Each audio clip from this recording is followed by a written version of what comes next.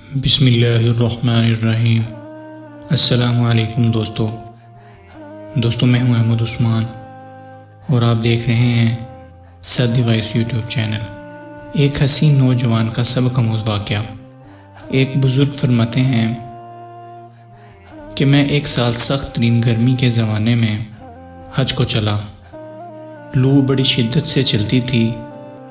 ایک دن جب میں وسط حجاز میں پہنچا تو اتفاقاً قافلے سے بچھڑ گیا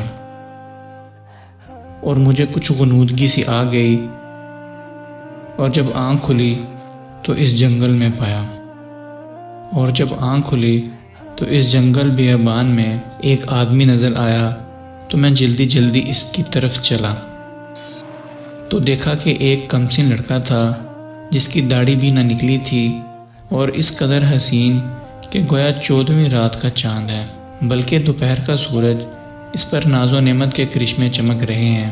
میں نے اس کو سلام کیا۔ اس نے کہا ابراہیم۔ وعلیکم السلام۔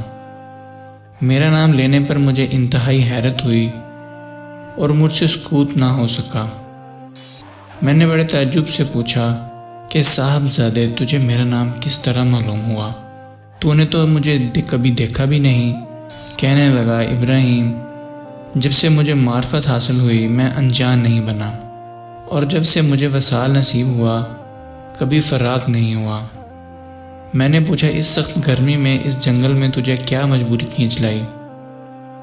کہنے لگا ابراہیم، اس کے سوا میں نے کبھی کسی سے انس پیدا نہیں کیا اور نہ اس کے سوا کسی کو ساتھی اور رفیق بنایا۔ میں اس کی طرف پوری طرح منتقل ہو چکا ہوں اور اس کے معبود ہونے کا اقرار کر چکا ہوں۔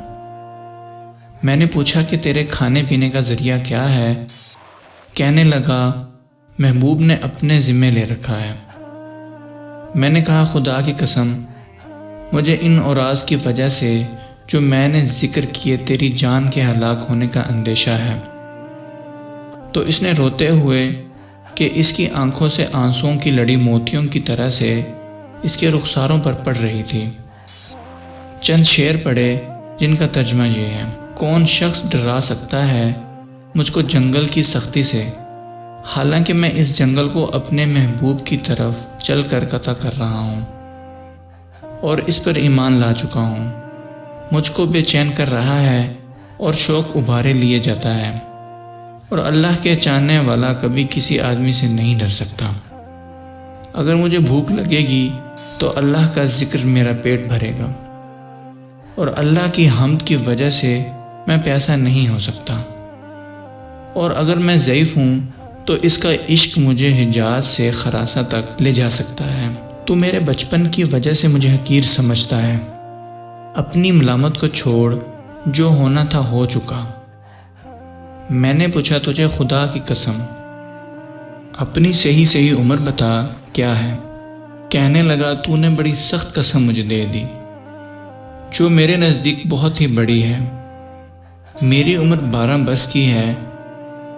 پھر وہ کہنے لگا ابراہیم، تجھے میری عمر پوچھنے کی کیا ضرورت پیش آئی؟ میں نے کہا مجھے تیری باتوں نے حیرت میں ڈال دیا۔ کہنے لگا اللہ کا شکر ہے، اس نے بہت نعمتیں عطا فرمائیں، اور اللہ کا فضل ہے کہ اس نے اپنے بہت سے مومن بندوں سے افضل بنایا۔ ابراہیم کہتے ہیں کہ مجھے اس کے حسن صورت، حسن سیرت اور شیریں کلام پر بڑا تعجب ہوا۔ میں نے کہا سبحان اللہ، حق تعالی شانوں نے کیسی کیسی صورتیں بنائی ہیں۔ اس نے تھوڑی دیر نیچے کو سر جھکا لیا، پھر اوپر کی طرف نظر اٹھا کر بہت ترچھی اور کڑوی نگاہ سے مجھے دیکھا اور چند شعر پڑھے جن کا ترجمہ ہے: اگر میری سزا جہنم ہو تو میرے لیے ہلاکت ہے، اس وقت میری یہ رونق اور خوبصورتی کیا بنائے گی، اس وقت میری ساری خوبیوں کو عذاب عیبدار بنا دے گا، اور جہنم میں طویل عرصہ تک رونا پڑے گا، اور جب بار جل جلالہ یہ فرمائے گا اور بدترین غلام تو میرے نافرمانوں میں سے ہے۔ تو نے دنیا میں میرا مقابلہ کیا، میری حکم عدولی کی، تو میرے عہد و پیمان کو بھول گیا، میری ملاقات کو بھول گیا، تو اس دن دیکھے گا کہ فرما برداروں کے منہ 14ویں رات کے چاند کی طرح چمک رہے ہوں گے، اور حق تعالی شان اپنے اوپر سے انوار کے پردے ہٹا دیں گے، جس کی وجہ سے یہ فرمانبردار اس پاک ذات کی زیارت سے ایسے مبہوت ہو جائیں گے کہ اس کے مقابلے میں ہر نعمت اور ہر راحت کو بھول جائیں گے، اور حق تعالی شانو ان فرمانبرداروں کو ہیبت اور خوش ندی کا لباس پہنائیں گے، اور ان کے چہروں کو رونق اور شادابی عطا ہوگی۔ اور یہ اشعار پڑھ کر کہنے لگا، اے ابراہیم، جو دوست سے منقطع ہو گیا اور وہ وصال اس کو حاصل ہے، جس نے اللہ تعالیٰ کی اطاعت سے وافر حصہ لیا۔ ابراہیم، اپنے رفقۂ سفر سے بچھڑ گئے ہو؟ میں نے کہا ہاں، میں ایسے ہی رہ گیا۔ تجھ سے اللہ کے واسطے سوال کرتا ہوں کہ تو میرے لیے دعا کرے کہ میں اپنے ساتھیوں سے جا ملوں۔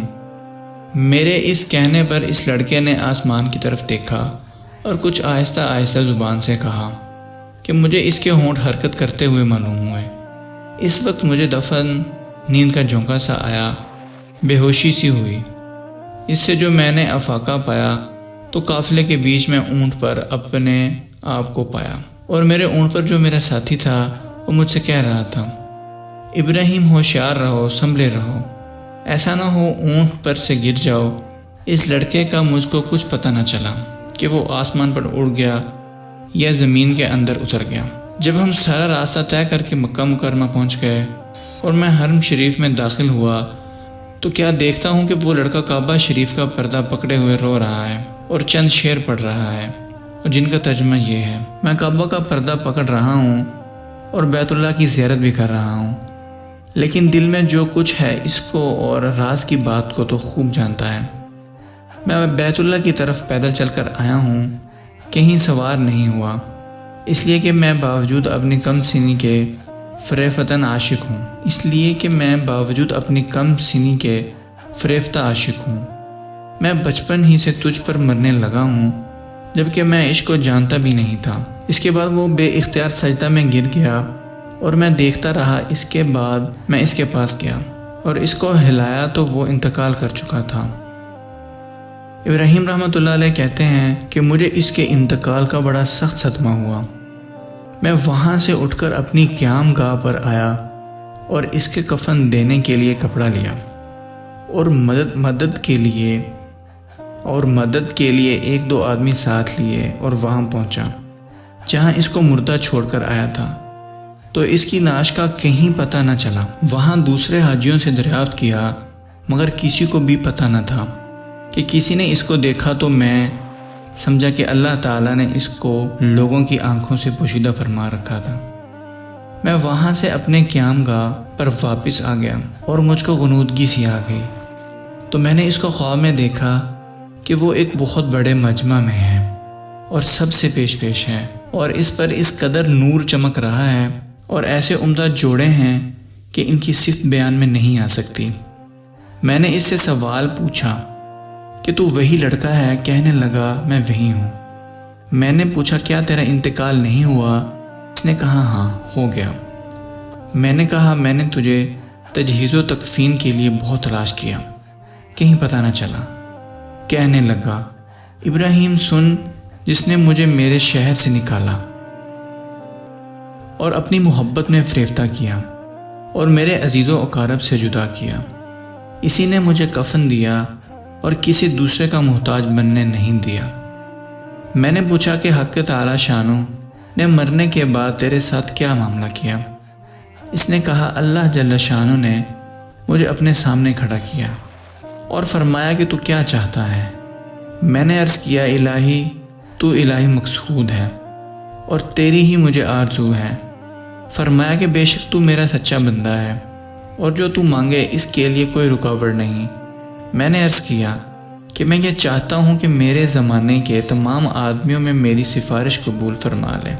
ارشاد ہوا کہ ان سب کے بارے میں تیری سفارش مقبول ہے۔ ابراہیم کہتے ہیں کہ اس کے بعد اس لڑکے نے خواب میں مجھ سے رخصتی مصافحہ کیا اور میں نیند سے بیدار ہو گیا۔ میں نے حج کے جو ارکان باقی تھے وہ پورے کیے، مگر اس لڑکے کی یاد سے اور اس کے رنج سے میرے دل کو قرار نہ تھا۔ میں حج سے فارغ ہو کر واپس ہوا، لیکن حالت یہ تھی کہ راستہ میں سارے قافلہ والے یہ کہتے تھے کہ ابراہیم تیرے ہاتھ کی مہک سے ہر شخص حیران ہے کہ کیسی خوشبو آ رہی ہے۔ اور اس واقعہ کے نقل کرنے والے کہتے ہیں کہ مرنے تک ابراہیم کے ہاتھوں میں سے وہ خوشبو آتی رہی۔ دوستو، اس واقعے سے ہمیں یہ حاصل ہے بے شک جو اللہ کی محبت میں ڈوب جاتا ہے اس کی کیفیت ایسی ہی ہو جاتی ہے، اور یقیناً اصل چیز تو اللہ اور اس کے رسول کی محبت ہی ہے۔ خوش نصیب ہے وہ مسلمان جو اللہ اور اس کے رسول کی محبت میں ڈوب کر زندگی گزارے۔ دعا ہے کہ اللہ تعالی ہمیں بھی اپنی حقیقی محبت نصیب فرمائے، آمین یا رب العالمین۔ دوستو، آج کی ویڈیو میں بس اتنا ہی۔